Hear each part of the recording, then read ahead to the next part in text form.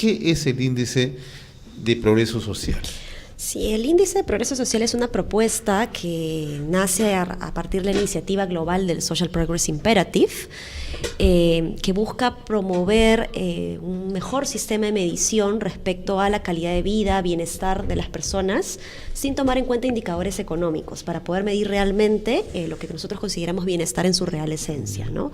Una vez que sacamos este índice, una vez que lo tenemos en manos, lo que hacemos es compararlo con el PBI de cada una de las sociedades. En este caso ha sido con el PBI regional, el Social Progress Imperative, que mide este índice en 133 países, lo hace con el PBI de todos los países, y a la hora de correlacionar estos dos indicadores, tanto el PBI como el índice de progreso social, nos permite ver que efectivamente el crecimiento económico sí ayuda a generar progreso social, pese a que no hay indicadores económicos en esta métrica, aún así influye de alguna manera. Pero también vemos que no es suficiente y que se necesitan otras estrategias vinculadas básicamente a políticas sociales, programas sociales que pueden ser públicos o privados también. Hoy en día el sector privado tiene muchísima más responsabilidad de injerencia o protagonismo en la generación de bienestar en sus zonas de injerencia. Pero entonces cuando vemos esta comparación, nos damos cuenta de qué tan eficientes están siendo los países en traducir justamente este crecimiento económico en progreso social para las personas. No es lo mismo medir a un país solamente por el crecimiento económico, sino en la capacidad de estas sociedades de traducir, de convertir este crecimiento económico en bienestar para todas las personas. Ahí es donde nosotros entendemos que es una sociedad exitosa, y ahí es donde nosotros definimos el progreso social, en la capacidad de los estados, de las sociedades, de traducir este crecimiento en bienestar desde un punto de vista de necesidades básicas humanas, educación, indicadores ambientales. Estamos midiendo también aquí porque consideramos que es importante medir la sustentabilidad del medio ambiente. Y una tercera dimensión que nos parece importante, que son las oportunidades, que es una novedad, digamos, a nivel regional no estamos midiendo eso, básicamente vinculados a derechos personales, derechos políticos, de participación ciudadana, de libertad, y qué tantas, en otras palabras, qué tantas oportunidades tienen las personas, tienen los ciudadanos a nivel nacional para poder elegir libremente sobre sus vidas, poder alcanzar su máximo potencial sin que el lugar de origen o la lengua materna o la raza sea un impedimento para ellos, ¿no? El objetivo es poder saber que todas las personas puedan alcanzar las mismas oportunidades o los sueños que ellos mismos se plantean, sin que estas cosas que he dicho antes sean un impedimento, ¿no? Ahora, ¿qué indicadores ya reales arroja este índice? ¿Cómo estamos en el Perú? En el Perú, a nivel regional, según este estudio que se ha hecho de manera conjunta con Centrum Católica y el IPS, el Social Progress Imperative, vemos resultados que son realmente poco satisfactorios, ¿no? Solamente 2 regiones alcanzan con las justas puntajes medio altos, es decir, poco satisfactorios realmente. Cuando hablamos de puntaje medio alto, ¿a qué nos referimos? Nos referimos, nosotros tenemos una métrica en el índice de progreso social que va del 0 al 100. ¿Ya? Y en función a eso vamos clasificando según los puntajes, y el Social Progress Imperative tiene un nivel de estandarización en donde considera que a partir del 85 hacia arriba es un nivel satisfactorio de progreso social. ¿Qué es progreso social? Como les decía, esto se define en función a las 3 dimensiones, que es la capacidad de la sociedad de entregar estas necesidades básicas humanas, de alcanzar todos los fundamentos o los aspectos que nos ayudan a ser mejores, y de potenciar aún más a estas personas para que puedan elegir libremente y alcanzar este máximo potencial, ¿no? Entonces, lamentablemente, según esta clasificación, nosotros no hemos tenido resultados altos. Si bien Moquegua e Ica son los que están en primeros lugares, estos son resultados poco satisfactorios a nuestro entender. Vemos que 15 regiones tienen resultados muy bajos, lo cual es alarmante. Más de la mitad del país a nivel regional está con una situación muy preocupante. Y vemos también que hay resultados muy desiguales. Cuando nosotros vemos desagregando este índice en las 3 dimensiones, en los 12 componentes, vemos que las regiones que están liderando el ranking tienen puntajes muy, muy distintos a los que están en los últimos lugares. Eso significa que hay una gran desigualdad de nivel de calidad de vida, de nivel de bienestar a nivel nacional. Ahora, el tema entonces, ¿qué significa? No es la pobreza, sino es la desigualdad. Así es. En el caso de Perú, lo que hemos visto, lo que hemos determinado es que el gran problema que está evitando la generación de bienestar general a todo el país es justamente la desigualdad, en donde la costa básicamente es la más privilegiada, la Sierra Sur andina, una de las menos privilegiadas, pero la selva es la que tiene la situación más alarmante y la que nos dice que lamentablemente no hemos sabido implementar políticas públicas o políticas sociales específicamente para la Amazonía, ¿no? Yo tengo una inquietud. ¿Qué pasa con Lima metropolitana, si está separada en la medición del Callao o si está todo junto? En todo caso hablamos de la única mega ciudad en el Pacífico Sur Occidental.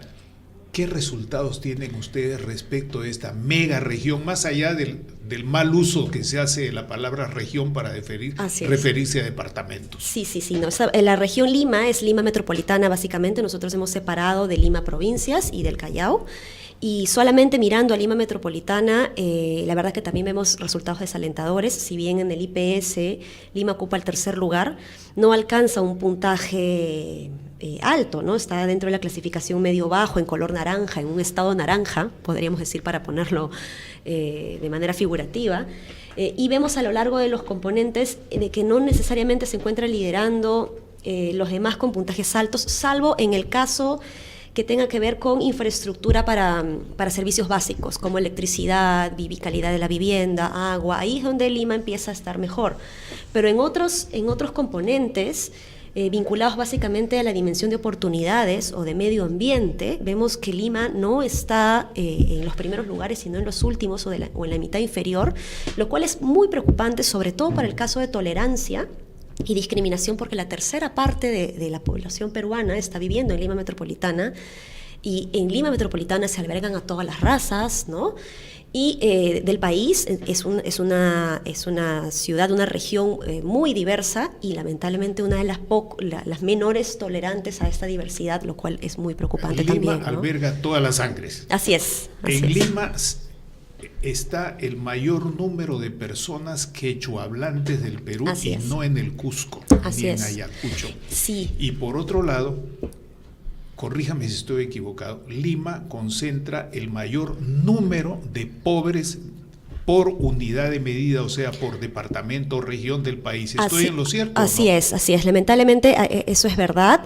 Nosotros, si bien hemos sacado este índice a partir de los porcentajes, a la hora de hacer el análisis, resaltamos mucho los resultados de Lima metropolitana justamente porque atiende el 30% de la población, ¿no? Entonces, a la hora de sacar esos porcentajes en números de personas, vemos que además, por ejemplo, Lima es la ciudad que tiene mayores problemas de hacinamiento. No está en el primer lugar en este ranking, está, me parece que en el 7º o en el 8º, pero al ser la región con mayor población nacional, es la que tiene grandes problemas de hacinamiento también, lo cual afecta muchísimo la calidad de vida, afecta al estrés, afecta además a la calidad de vida en general y a la salud pública, ¿no? Gran mensaje científico, ojo, para los políticos, porque si no toman en cuenta estas cosas van a seguir pensando que con recetas unilaterales o monovariables de un solo factor van a resolver problemas tan complejos.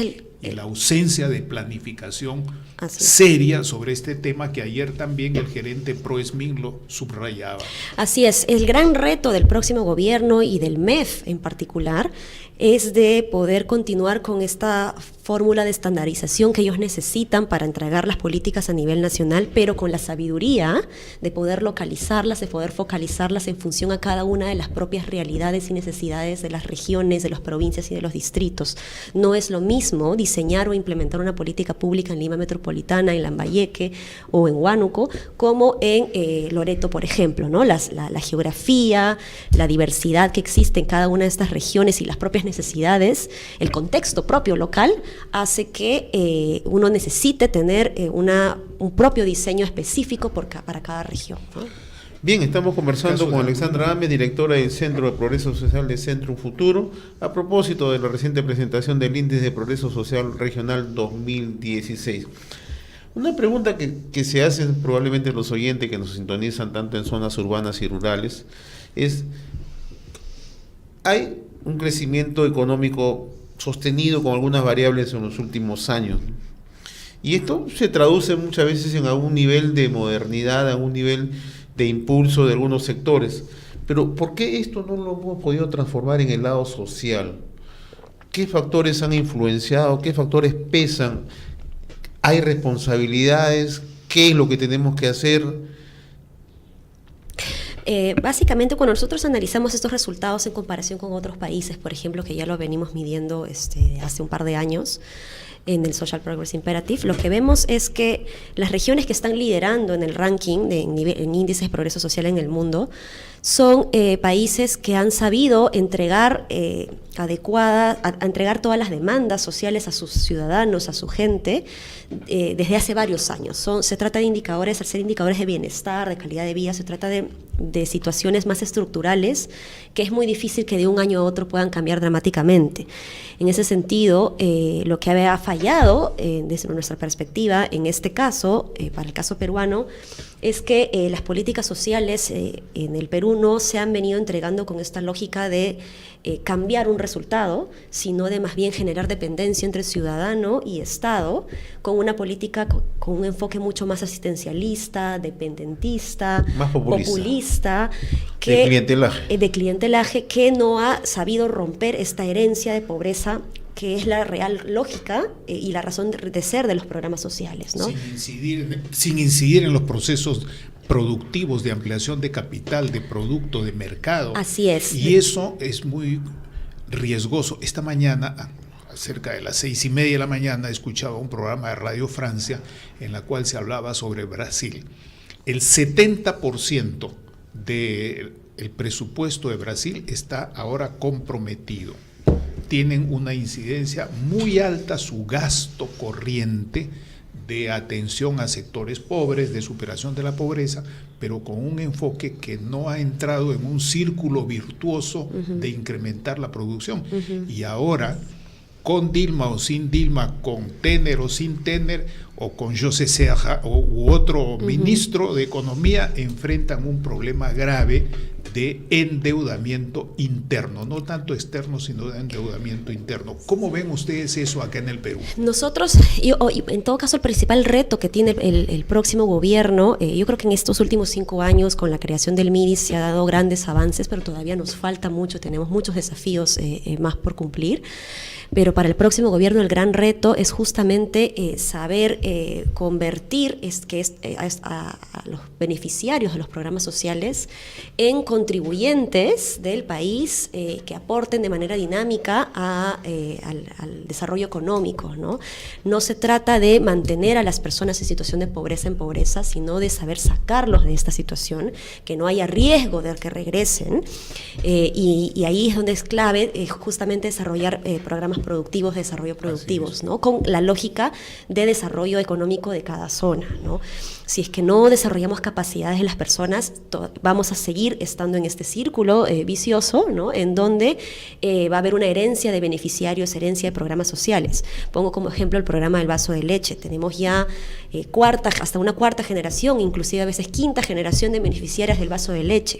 Excelente ejemplo. Esto es inadmisible, ¿no? La lógica de un programa social, si yo soy beneficiaria de un programa, por ejemplo, nutricional, la lógica es que si yo de niña logro salir de la desnutrición y logro entrar a una serie de programas sociales integrales a lo largo de mi vida, en mi situación de pobreza, y cuando yo logro salir de ella, yo ya no necesito que mis hijos vuelvan a estar en este programa social.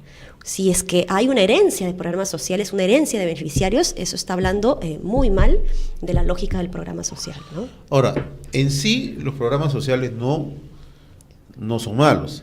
Lo que se necesita es generar a través de los programas sociales condiciones para un desarrollo productivo hacia adelante, para un desarrollo sostenible. Exacto. Los programas sociales son fundamentales, claro, ¿no? Es el complemento perfecto al crecimiento económico para que las personas puedan alcanzar las máximas capacidades, para que puedan evidentemente convertirse, como decía hace un rato, en contribuyentes que inviertan, dinamicen el desarrollo económico aún más y se genere ya ahora sí un círculo virtuoso, como damos el ejemplo, ¿no? De Brasil, en donde podemos podamos empezar a caminar de una manera mucho más acelerada, integral, sin desigualdades, ¿no?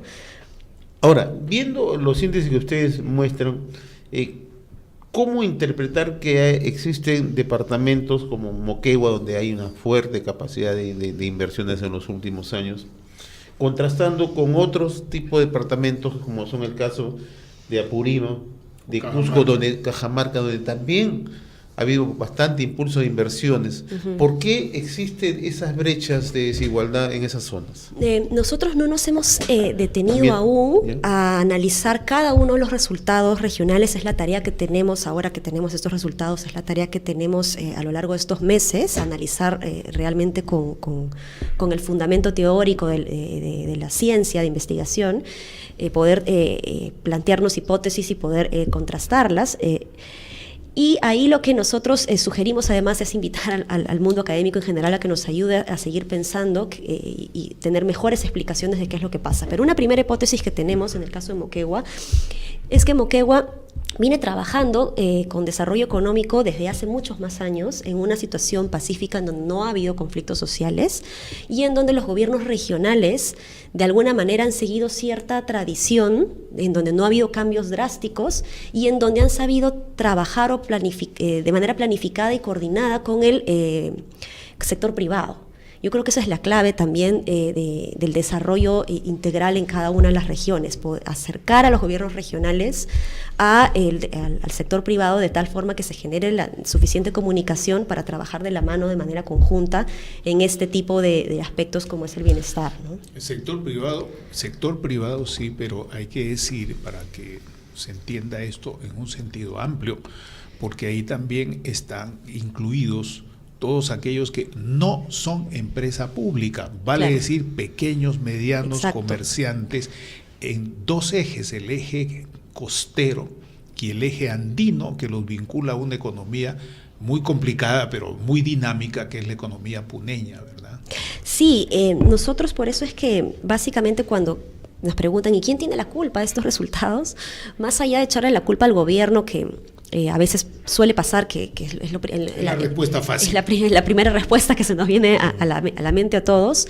El enfoque que tenemos nosotros es que el resultado de bienestar no es solo de acuerdo al esfuerzo que le ha puesto el gobierno regional, sino el esfuerzo que le han puesto toda la sociedad en general, desde el gobierno nacional, gobiernos locales, gobiernos regionales evidentemente, pero también el sector privado, empresas grandes, empresas chicas y todo este empuje que se ha podido dar.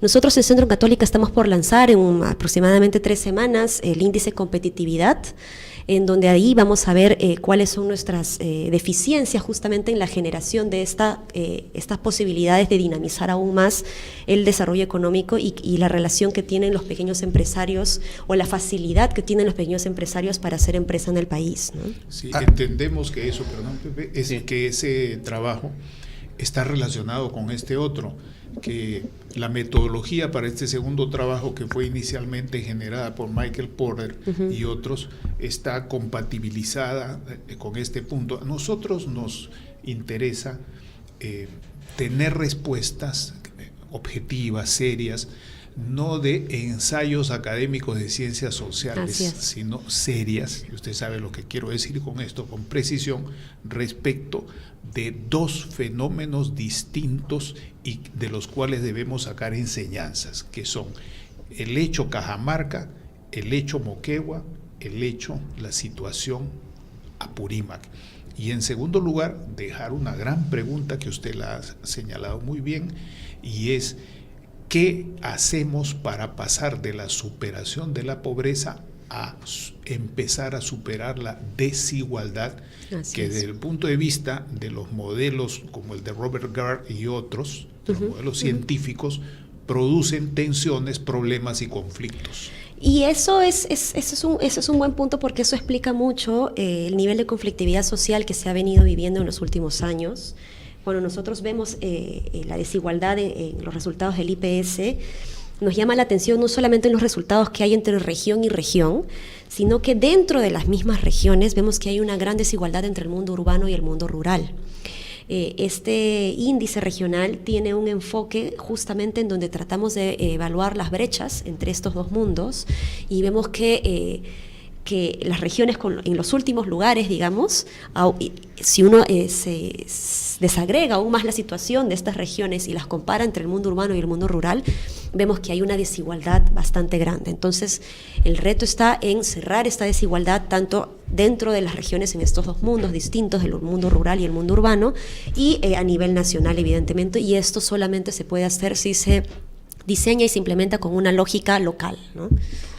Ahora, la gran pregunta que surge es, ¿la minería puede aportar bienestar? Le digo esto porque ayer conversábamos nosotros con José Savera, que es el director de análisis económico de Apoyo Consultoría, y él, como bien lo decía hace un momento Manuel, nos puso una analogía, ¿no?, de lo que significa el crecimiento que viene alcanzando en los últimos años económico, sustancialmente Apurímac, con un decrecimiento en Cajamarca, ¿no?, donde las oportunidades que han tenido no las han sabido aprovechar en su momento, ¿no?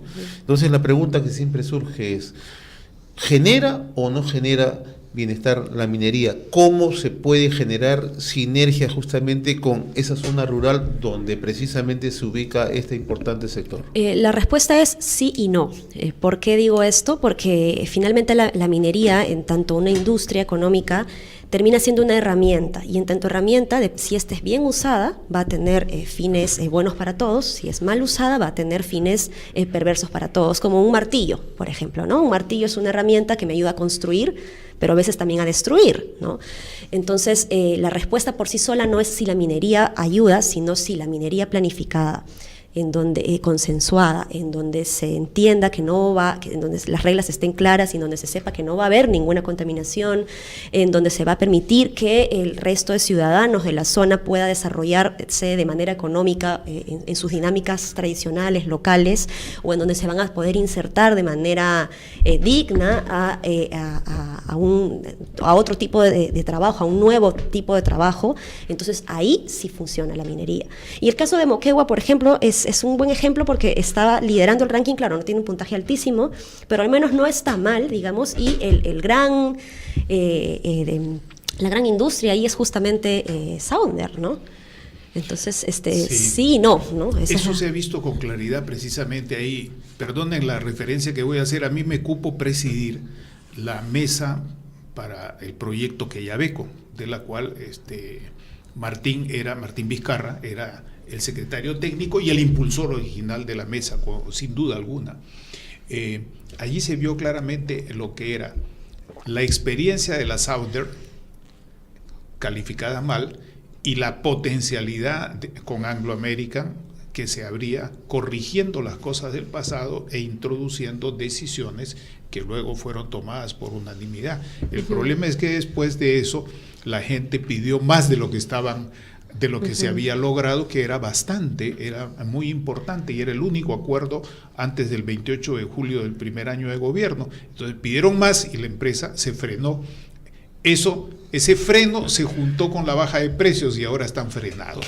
Sí, pasa también, y es una reflexión general, que lamentablemente en las regiones, al haber ausencia del Estado, los ciudadanos, nuestros conciudadanos de las zonas andinas en donde operan las mineras, tienden a buscar este reemplazo del Estado en la empresa minera, y tienden a entregarles estas demandas a ellos como si fuesen los máximos representantes, digamos, del desarrollo, y la verdad es que no lo son, ¿no? Entonces, ante la ausencia del Estado, o sea, si el Estado quiere promover minería, debe ser consciente de que también debe generar la suficiente presencia del Estado para que los ciudadanos puedan saber que sus demandas están siendo escuchadas por el canal correspondiente, ¿no? Así es, y corregir aquellas cosas que ha dejado la antigua minería y la mala minería, que siguen presentes ahí. Entonces es muy fácil decir, ¿cómo tú me vienes a prometer algo mejor si yo estoy viendo algo peor? Exacto. Tenemos en el Perú, 8.000 pasivos ambientales mineros contaminantes, que se han venido acumulando a lo largo de las décadas, algunos desde la época virreinal, inclusive desde el siglo XIX, de los inicios de la República, que no tienen ni dueño, digamos, porque no se sabe ni quién fue el responsable y que el Estado tiene que reparar. Entonces ahora, con esta gran lección aprendida que tenemos, las reglas tienen que seguir estando claras, y la minería tiene que saber trabajar con los gobiernos regionales y viceversa, en función de entregar bienestar a las personas de la zona, ¿no? Dice usted muy bien, señorita Ames, porque ya en el siglo XIX el sabio de Rivero, arequipeño, hace un informe sobre la minería en el Perú y señala su tremendo desbalance, riqueza de unos, destrucción para el país y lo que hoy día llamamos pasivos mineros, pero eso debe llevar al próximo gobierno, sea cual fuere, a una cosa seria, y lo digo con sentido autocrítico y con todo respeto, por lo demás no estoy echándole la culpa a nadie, eso de preguntarse quién tiene la culpa es la peor pregunta, la primera pregunta que hay que hacer es quiénes somos responsables, y es corregir aspectos claves de la institucionalidad ambiental. Exacto. Que está siendo manejada con un enfoque hiperlegalista, ausente de una visión de planificación empresarial y de inversiones. La prueba más palpable es la inefectividad del Fondo del Ambiente para precisamente atender cosas como Hualgayoc y Bambamarca, que está hace años comprometida ahí y que hoy día están en huelga porque no se resuelve efectivamente nada. Así es, si nosotros vemos el componente, por ejemplo, de sustentabilidad del ecosistema, vemos los resultados en todo el mapa del Perú, que prácticamente tiñe de rojo a la mayoría de regiones, y no hay ni una con un puntaje mayor a 55 puntos, lo cual es realmente alarmante, ¿no? Y aquí vemos algo muy interesante, que son regiones urbanas, porque claro, tenemos algunos indicadores urbanos aquí también vinculados a sustentabilidad del ecosistema, como Lima Provincias, Lima Metropolitana y Callao, que tienen resultados realmente preocupantes, y esto es porque que son regiones donde no hay minería, pero vamos, tenemos un transporte público o parque automotor bastante ineficiente, bastante contaminante, que no nos ayuda a vivir de manera tranquila en este tema, ¿no?